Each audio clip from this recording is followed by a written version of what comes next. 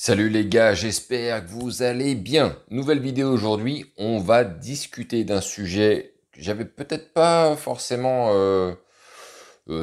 approfondi. Ce sujet, effectivement, c'est possible, je ne dis pas non. Ça va directement être lié à un commentaire que j'ai reçu de la part d'une personne. Et je le remercie pour son commentaire. Effectivement, je pense qu'il y a deux, trois petites choses à éclairer sur ce dont nous allons parler aujourd'hui. Si tu ne me connais pas, je m'appelle Brice, j'ai créé la chaîne La Séduction pour les zéros, pour aider les hommes à être plus séduisants, à savoir comment faire pour draguer, pour aborder une femme qui passe devant toi dans la rue et tu te poses 20 000 fois la question pourquoi j'y vais pas, bah j'y vais pas, mais t'aurais dû y aller en fait. Et c'est ça qu'on va voir justement tout au long des vidéos de cette chaîne. Et n'hésite pas à t'abonner en cochant cette putain de cloche que tu ne coches pas. C'est quand même énervant à force de répéter tout le temps les choses. Voilà. Donc, on va attaquer directement le sujet de la vidéo aujourd'hui sur la fréquence de la manière dont vous devez aborder les femmes dans la rue. Je sais que c'est quelque chose qui est très abstrait comme ça, et ça va avoir un lien directement avec une vidéo que j'avais fait auparavant. Vous la retrouverez il n'y a pas très longtemps d'ailleurs, où je parlais de ceux qui se permettaient de ne pas aborder des femmes parce que ils considéraient que ces femmes n'étaient pas à leur goût, suffisamment à leur goût probablement, et au final avoir des degrés de critères trop élevés à la fin, bah, on fait pas grand chose et généralement même on fait rien. Bon, parce que la question c'était quoi? C'était je vais dans la rue, je me fais des sessions, je me mets des coups de pompe au cul, mais finalement et pourtant la personne qui m'a écrit habite Paris. Donc si tu me vois, hein, tu comprendras que je te parle directement, mais je sais qu'il y en a d'autres qui sont comme toi, donc on va plutôt employer le vous. Et il me dit que il n'y a pas tant de belles filles comme ça qu'il peut croiser lors de ses sessions, lorsqu'il va vouloir aborder des filles, et au final, il aborde très peu, l'anxiété revient, la peur de l'approche revient. Qu'est-ce qu'on doit faire? Parce que aborder pour aborder n'est pas très intéressant, voire qu'est-ce qu'il m'a dit comme mot, pas très motivant et assez artificiel. Alors, c'est là qu'il va falloir reposer les choses un petit peu, les gars. Je vais faire une analogie avec le sport, déjà, sur la partie artificielle, motivant. Moi, j'ai fait du tennis, comme vous le savez, pendant des années et des années. Évidemment que je n'ai pas fait, durant ma pratique de tennis, je n'ai pas joué que avec des bons adversaires. On se doute bien, hein. Et ça m'est arrivé plusieurs fois dans mon club de tennis, des mecs moins bons que moi, qui des fois me demandaient d'aller taper la balle avec eux. Je pourrais dire, fondamentalement, pour mon propre game, ça me sert absolument à rien. Moi, si je veux progresser dans mon game, j'ai besoin de jouer avec des mecs plus forts que moi ou à niveau égal, à minima. Ou peut-être légèrement en dessous, mais c'est pas très challengeant. Mais j'acceptais en réalité. Pourquoi? Parce que jouer, c'est jouer. Pratiquer, c'est pratiquer. C'est jamais inutile de pratiquer dès lors qu'il y a un certain laps de temps où il y aura de la non-pratique. Pardonnez-moi les gars, j'ai un truc dans les yeux. La non-pratique. Et c'est le problème en fait. S'il y a non-pratique, vous n'êtes plus dans un cycle d'action, un cycle où vous allez faire. Parce que qu'est-ce qu'on a besoin les gars? C'est de la répétition. Et ça, ça s'adresse directement à ceux qui n'ont pas forcément l'habitude, qui ne se sentent pas à l'aise avec ça, les gars. Il n'y a qu'un seul truc qui va pouvoir vous faire progresser dans la vie dans n'importe quel domaine, c'est la répétition. On répète les mouvements, on répète les actions hein, aussi longtemps qu'il le faut, jusqu'à ce que ce soit maîtrisé, jusqu'à ce que ça devienne normal. Putain, je suis emmerdé avec ce truc-là. Désolé les gars. J'espère que c'est parti. Et donc, il va falloir réfléchir directement au fait que aborder effectivement dans la rue n'est pas quelque chose de facile. On est d'accord les gars. Même si dans l'absolu, ça n'a rien d'extraordinaire. Je veux dire, tous ceux qui font du porte-à-porte, qui sont commerciaux, ils le font, eux, à leur niveau, pour quelque chose d'autre. Mais ils le font. Ils vont aller directement interagir avec des gens qui ne les connaissent pas pour leur proposer leur service. Donc, ça n'a rien de fou d'aller aborder quelqu'un dans la rue. C'est juste que aujourd'hui, en 2021, c'est devenu complètement absurde aux yeux de beaucoup parce que avec les réseaux sociaux, les applications de rencontres, etc., fait que on peut rester chez soi et ne rien faire et être totalement protégé de toute interaction qui pourrait éventuellement mal s'annoncer ou nous percuter. Ce qui fait qu'aujourd'hui, ça paraît un petit peu fou. Bon, cela étant, le contact avec les gens reste le même. Aujourd'hui, on sait que avec cette génération aujourd'hui actuelle et quelques-unes auparavant finalement, mais ça va encore s'accentuer avec les années, fait que l'interaction sociale avec une personne que vous ne connaissez pas est une sorte de muscle qu'il va falloir commencer à travailler. Hein, votre muscle, il faut le considérer comme un muscle. Quand t'es putain de chaud et que tu sais que tu abordes de manière très facile parce que tu as maîtrisé le sujet et que tu es en route, il n'y a rien qui peut t'arriver et effectivement, tu vas pouvoir aborder toutes les heures, toutes les 2 heures, toutes les 3 heures, voire même une fois par jour parce que tu es chaud. Je vais vous donner un exemple. À une époque, j'étais tellement chaud, je me souviens un matin, je sors de chez moi à la fraîche. Je ne pouvais pas faire plus glacé à ce moment-là. Je vois passer une fille, je l'aborde, le soir, on se prend un verre et on couche la semaine d'après.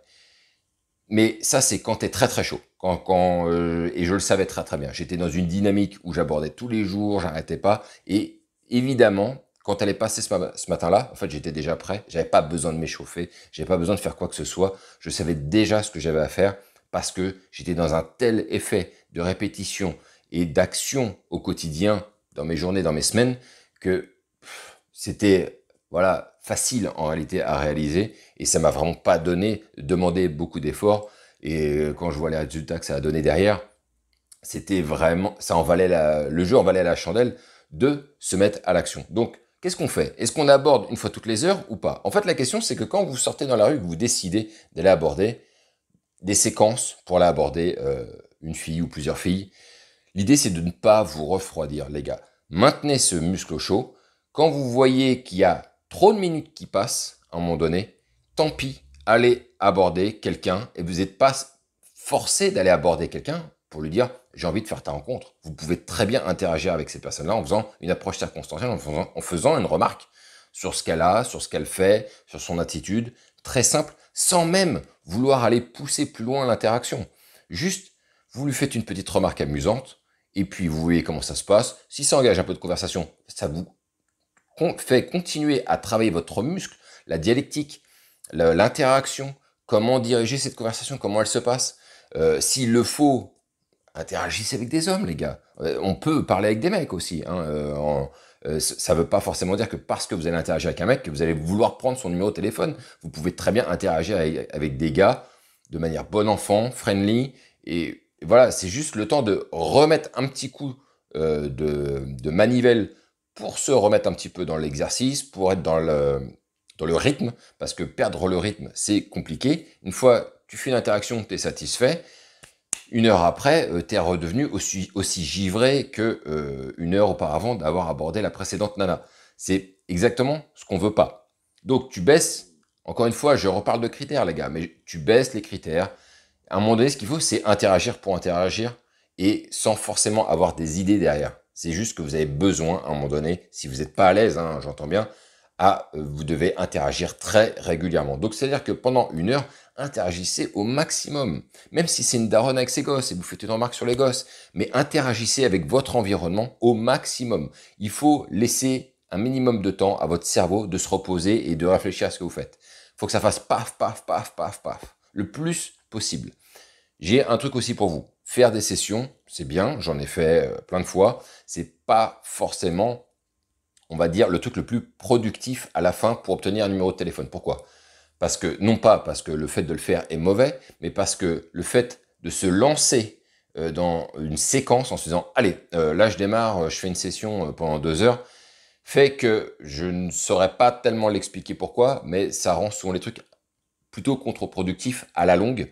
Et ça m'a, bien sûr, j'ai réussi à prendre des numéros de téléphone et revoir des filles en faisant des sessions, il n'y a aucun souci avec ça les gars, mais je me suis rendu compte à un moment donné que c'est en n'en faisant pas que je prenais plus de numéros de téléphone et que j'avais de meilleures interactions. Alors c'est peut-être moi, c'est peut-être que vous, ça vous arrivera pas, peut-être que c'est lors de sessions, vous allez le plus y arriver, mais moi, ce que je préconise à titre personnel, c'est de créer des pseudo-sessions dans votre espace de journée standard. Je m'explique les gars.